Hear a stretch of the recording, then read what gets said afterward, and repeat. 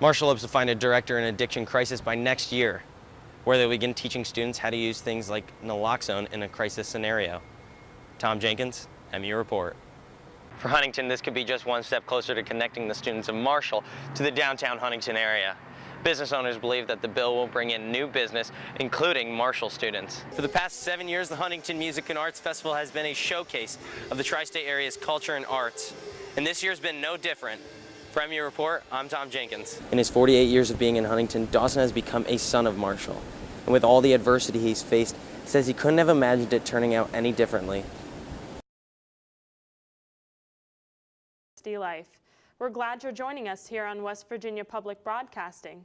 I'm Rebecca Turnbull. And I'm Tom Jenkins. Now to our top story. A sexual assault in one of Marshall University's dorm rooms earlier this term has students and faculty concerned. Samantha Godby has more on what you need to know about sexual assault here at Marshall. As Marshall University continues to expand throughout the city, students find they have to get to places that are sometimes a bit too far. Getting around a larger area just got a bit easier this fall with the arrival of the Green Machine. When a coffee break just isn't enough, the Outdoor Pursuits program at the Rec Center says it gives students a different way of getting away. Chantel Foster explains.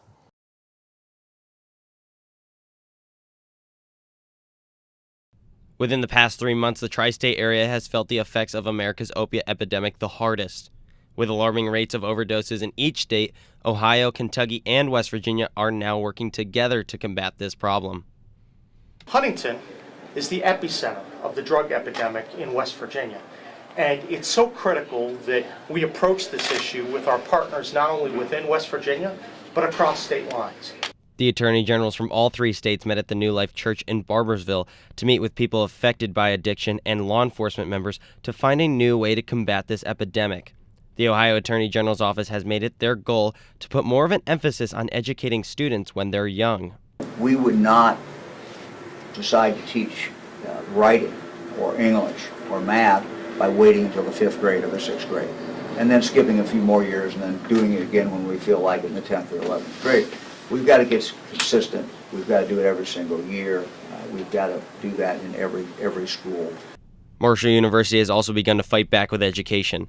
Recently, the university's medical program released a statement saying that they would be searching for a director in addiction crisis. A way to augment our strategies against opiate addiction in this region should probably include recruitment of an additional person with a skill set allowing for the development of training programs for doctors to become addiction specialists. Marshall hopes to find a director in addiction crisis by next year, where they'll begin teaching students how to use things like naloxone in a crisis scenario. Tom Jenkins, MU Report. When students think about government, the proceedings of the Supreme Court of Appeals probably goes overlooked. For Marshall University and local high school students, they were able to observe a day in the West Virginia Supreme Court. It was really, really interesting. Law is a very intricate process, and I didn't realize how serious they really took it until I was actually here in person. The Supreme Court says this event is meant to teach students about the judicial system and help students gain a more realistic understanding of the courts in West Virginia.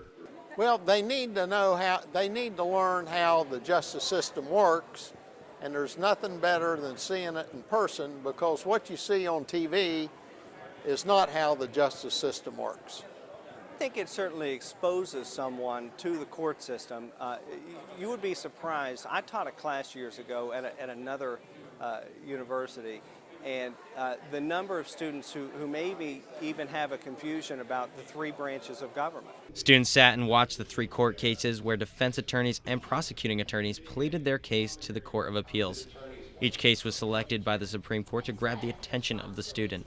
I mean, I don't think students will be interested in hearing the appeal of a case over a deed. So we picked this week, we picked a case involving license revocation of a driver and a kidnapping and a murder case. Although they have a long way to becoming a lawyer or even a Supreme Court justice, students say that after today, that they may see a future in the judicial system.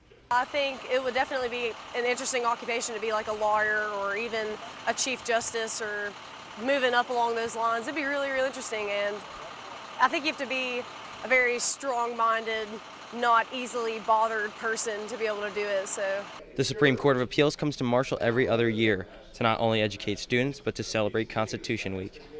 Tom Jenkins, MU Report. Cabell County will become the next West Virginia county to approve the brunch bill. The bill allows restaurants to sell alcohol at 10 a.m. on Sundays. Prior to this, restaurants were only allowed to begin serving alcohol after 1 p.m. on Sundays. The bill was created in hopes to bring in tourism and more business to West Virginia. I think that was the whole idea of it to start with, was to change the law, was to bring more business, and I think it will do that because, like I said, what's going to happen is you're going to have people, from surrounding areas that come downtown to brunch. Bartenders and business owners call the time from when they open on Sundays through the afternoon the brunch rush. This often brings in a lot of customers coming home from church, and some bartenders believe this was the reason for the original law in the first place. The reason it was so controversial probably had a lot to do with the religion. A lot of churchgoers come in on Sunday morning. There's like 3 different lunch rushes on Sunday, the brunch rush. For Huntington, this could be just one step closer to connecting the students of Marshall to the downtown Huntington area. Business owners believe that the bill will bring in new business, including Marshall students. When you give people a reason to come downtown, they check it out. They might have brunch, they might walk over to Pullman, they might have coffee, they might do that. If they do, it brings them downtown, it gets them downtown, then they'll keep coming back. West Virginians will decide in the coming months whether or not the bill truly does have an effect on Huntington's economy. Tom Jenkins, MU Report.